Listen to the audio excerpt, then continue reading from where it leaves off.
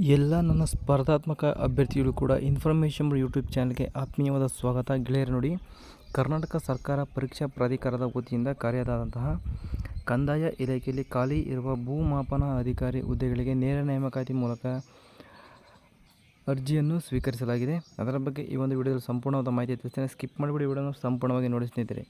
ಕನ್ನಡದಲ್ಲಿ ಉದ್ಯೋಗ ಮಾಹಿತಿಗಳನ್ನು ತಿಳಿಯಲು ಇನ್ಫಾರ್ಮೇಷನ್ ಯೂಟ್ಯೂಬ್ ಚಾನಲ್ನ ಸಬ್ಸ್ಕ್ರೈಬ್ ಆಗಿಲ್ಲ ಈಗಲೇ ಸಬ್ಸ್ಕ್ರೈಬ್ ಮಾಡ್ಕೊಳ್ಳಿ. ಬರ್ತಕ್ಕಂಥ ಬೆಲಕನ್ನು ಕೂಡ ಕ್ಲಿಕ್ ಮಾಡ್ಕೊಬೋದು. ದಿನಾಂಕ 11/7/2026 ದಿನಾಂಕದಂದು ಅಧಿಸೂಚನೆ ಬಿಡುಗಡೆ ಮಾಡಲಾಗಿದೆ. ಭರ್ತಿ ಮಾಡಲು ಪ್ರಸ್ತಾವನೆ ಸಲ್ಲಿಸಿದ ಖಾಲಿ ಹುದ್ದೆಗಳ ವಿವರಗಳನ್ನು ನೋಡ್ತಾ ಹೋಗೋದಾದರೆ, ಭೂಮಾಪಕರು ಹುದ್ದೆಗೆ ಅರ್ಜಿಗಳನ್ನು ಕರೆದಿದ್ದಾರೆ. ವೇತನ ಶ್ರೇಣಿ 24ರ ನಂತರ 37,500 ರೂಪಾಯಿಗಳಿಂದ ನಿಮಗೆ 76,100 ರೂಪಾಯಿಗಳವರೆಗೂ ಸ್ಯಾಲ್ರಿ ಸಿಗ್ತಾ ಹೋಗುತ್ತೆ ಗೆಳೆಯರೆ. ಖಾಲಿಯಿರುವ ಒಟ್ಟು ಹುದ್ದೆಗಳು ಬಂದುಬಿಟ್ಟು 560 ಹುದ್ದೆಗಳು ಖಾಲಿ ಇವೆ. ಇದಕ್ಕೆ ಅರ್ಜಿಗಳನ್ನು ಕೂಡ ಕರೆದಿದ್ದಾರೆ.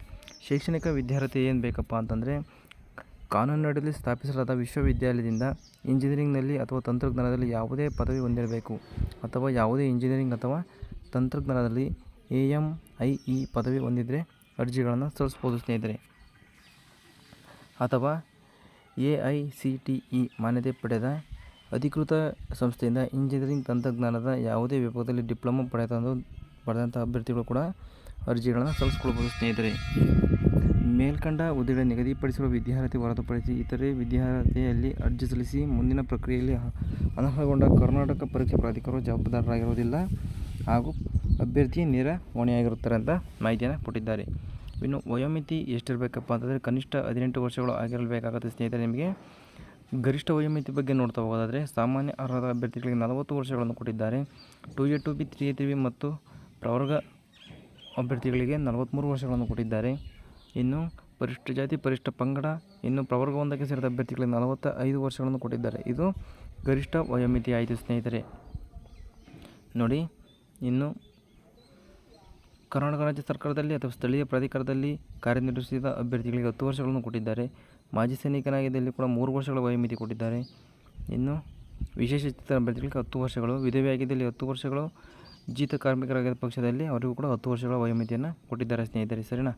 ಅರ್ಜಿ ಸಲ್ಲಿಸುವ ವಿಧಾನಗಳನ್ನು ನೋಡ್ತಾ ಹೋಗೋದಾದರೆ, ಕರ್ನಾಟಕ ಪರೀಕ್ಷಾ ಪ್ರಾಧಿಕಾರದ ಈ ಒಂದು ವೆಬ್ಸೈಟ್ನಲ್ಲಿ ನೀವು cet.online.karnataka.government.in KE ಹೋಗಿ ನೀವು ಅರ್ಜಿಗಳನ್ನು ನೀಡಲಾದ ಲಿಂಕ್ನ ಮುಖಾಂತರ ನೀವು ಹೋಗಿ ಅರ್ಜಿಗಳನ್ನು ಡೌನ್ಲೋಡ್ ಮಾಡಿ ಅರ್ಜಿ ಸಲ್ಲಿಸಬೇಕಾಗತ್ತೆ ಸ್ನೇಹಿತರೆ. ಅರ್ಜಿ ಸಲ್ಲಿಸಲು ವೇಳಾಪಟ್ಟಿ ನೋಡ್ತಾ ಹೋಗಿ. ಆನ್ಲೈನ್ ಮೂಲಕ ಅರ್ಜಿ ಸಲ್ಲಿಸಲು ಪ್ರಾರಂಭ ದಿನಾಂಕ ಬಂದುಬಿಟ್ಟು 11/7/2026 ಸ್ಟಾರ್ಟಿಂಗ್ ಡೇಟ್ ಆಗಿರುತ್ತೆ. ಆನ್ಲೈನ್ ಮುಖಾಂತರ ಅರ್ಜಿ ಸಲ್ಲಿಸುವ ಕೊನೆ ದಿನಾಂಕ ಬಂದುಬಿಟ್ಟು 7/8/2026 ಲಾಸ್ಟ್ ಡೇಟ್ ಆಗಿರುತ್ತೆ ಸ್ನೇಹಿತರೆ. ಶುಲ್ಕ ಪಾವತಿ ಮಾಡಲು ಕೊನೆ ದಿನಾಂಕ ಬಂದುಬಿಟ್ಟು 10/8/2026 ಲಾಸ್ಟ್ ಡೇಟನ್ನು ನಿಗದಿಪಡಿಸಲಾಗಿದೆ. ಇನ್ನು ಕಾಯಂ ಪೂರ್ವ ಅವಧಿ ವೇತನ ಶ್ರೇಣಿ ನೋಡ್ತಾ ಹೋಗೋದಾದರೆ, ಸ್ಯಾಲ್ರಿ ಎಷ್ಟಿರುತ್ತಪ್ಪ ಅಂತಂದರೆ, ಆಗಲೇ ಹೇಳಿದೆ ನಿಮಗೆ 2024ರ ಪರಿಷ್ಕೃತ ರಾಜ್ಯ ವೇತನ ಶ್ರೇಣಿಯ ಮುಖಾಂತರ 37,000ದಿಂದ ನಿಮಗೆ ಇನ್ಕ್ರೀಸ್ ಆಗ್ತಾ ನಿಮಗೆ 76,000ವರೆಗೂ ಸ್ಯಾಲ್ರಿ ಸಿಗ್ತಾ ಹೋಗುತ್ತೆ ಸ್ನೇಹಿತರೆ. ಪಿಂಚಣಿ ಮತ್ತು ಯೋಜನೆ ಸೌಲಭ್ಯಗಳು ಕೂಡ ನಿಮಗೆ ಸಿಗ್ತಾ ಹೋಗುತ್ತೆ. ಶುಲ್ಕ ಎಷ್ಟಿರುತ್ತಪ್ಪ ಅಂತ ನೋಡ್ತಾ ಹೋಗೋದಾದರೆ, ಸಾಮಾನ್ಯ ಅರ್ಹತಾ ಅಭ್ಯರ್ಥಿಗಳಿಗೆ 750 ಇರುತ್ತೆ. ಪ್ರವರ್ಗ 2A 2B 3A 3B ಅಭ್ಯರ್ಥಿಗಳು ಕೂಡ 750 ಇರುತ್ತೆ ಸ್ನೇಹಿತರೆ. ಪರಿಶಿಷ್ಟ ಜಾತಿ ಪರಿಶಿಷ್ಟ ಪಂಗಡ ಮತ್ತು ಪ್ರವರ್ಗ 1 ಮಾಜಿ ಸೈನಿಕ ತೃತೀಯ ಲಿಂಗದ ಅಭ್ಯರ್ಥಿಗಳಿಗೆ 500 ರೂಪಾಯಿ ಇದ್ದರೆ, ವಿಶೇಷ ಚೇತನದ ಅಭ್ಯರ್ಥಿಗಳಿಗೆ 250 ರೂಪಾಯಿಗಳನ್ನು ಕೊಟ್ಟಿರುತ್ತಾರೆ. ಪಾವತಿಸಿದ ಶುಲ್ಕವನ್ನು ಯಾವುದೇ ಕಾರಣಕ್ಕೂ ಹಿಂದಿರಿಸಲಾಗುವುದಿಲ್ಲ ಅಂತ ಕೊಟ್ಟುಬಿಟ್ಟಿದ್ದಾರೆ ನೋಡಿ. ಪರೀಕ್ಷೆ ದಿನಾಂಕಗಳನ್ನು ವಿವರ ಕೂಡ ಈಗಾಗಲೇ ಕೊಟ್ಟಿದ್ದಾರೆ ನೋಡಿ. ಶನಿವಾರ 3/10/2026 ಮಧ್ಯಾಹ್ನ 3ರಿಂದ 5ವರೆಗೂ ಪತ್ರಿಕೆ 2 ಇರುತ್ತೆ. ಭಾನುವಾರ 4/10/2026 ಬೆಳಗ್ಗೆ 10:30ರಿಂದ 12ವರೆಗೂ ನಿಮಗೆ ಪತ್ರಿಕೆ 1 ಇರುತ್ತೆ. ಸಾಮಾನ್ಯ ಜ್ಞಾನ ಮತ್ತು ನಿರ್ದಿಷ್ಟ ಪತ್ರಿಕೆ 2 ಇರ್ತವೆ ಸ್ನೇಹಿತರೆ. ಕನ್ನಡ ಭಾಷಾ ಪತ್ರಿಕೆ ಕೂಡ ಇದೆ, ಅದು ನಂತರ ದಿನಗಳಲ್ಲಿ ತಿಳಿಸಲಾಗುವುದು ಅಂತ ಕೊಟ್ಟಿದ್ದಾರೆ ನೋಡಿ. ಸ್ಪರ್ಧಾತ್ಮಕ ಪರೀಕ್ಷೆ ವಿಧಾನ OMR ಆಫ್ಲೈನ್ OMR ಮಾದರಿಯಲ್ಲಿ ನಡೆಸುತ್ತಾರೆ ಸ್ನೇಹಿತರೆ. ಸರಿನಾ? ಕನ್ನಡ ಭಾಷಾ ಪರೀಕ್ಷೆ ಕೂಡ ಇದೆ. ಇನ್ನು ಪ್ರಶ್ನೆ ಪತ್ರಿಕೆಗಳ ಬಗ್ಗೆ ಬೇಕಪ್ಪ ಅಂತಂದರೆ ದಯವಿಟ್ಟು ಕಮೆಂಟ್ ಬಾಕ್ಸಲ್ಲಿ ಕಮೆಂಟ್ ಮಾಡಿ ಸೇರಿಸಿದರೆ ನಾನು ನಿಮಗೆ ಎಲ್ಲ ಒಂದು ಡೌಟ್ಸ್ಗಳನ್ನ ಕ್ಲಿಯರ್ ಮಾಡ್ತೇನೆ. ನೋಡಿ, ಯಾವ ವಿಷಯಗಳ ಸಬ್ಜೆಕ್ಟ್ಗಳ ಮೇಲೆ ಪ್ರಶ್ನೆಗಳು ತೆಗಿತಾರೆ ಅಂತ ನೋಡ್ತಾ ಹೋದಾದರೆ, ಪತ್ರಿಕೆ 1ರಲ್ಲಿ ಒಟ್ಟು 100 ಪ್ರಶ್ನೆಗಳು 100 ಅಂಕಗಳು, ಗರಿಷ್ಠ ಅವಧಿ 2 ಗಂಟೆಗಳನ್ನು ಕೊಟ್ಟಿದ್ದಾರೆ ಸ್ನೇಹಿತರೆ.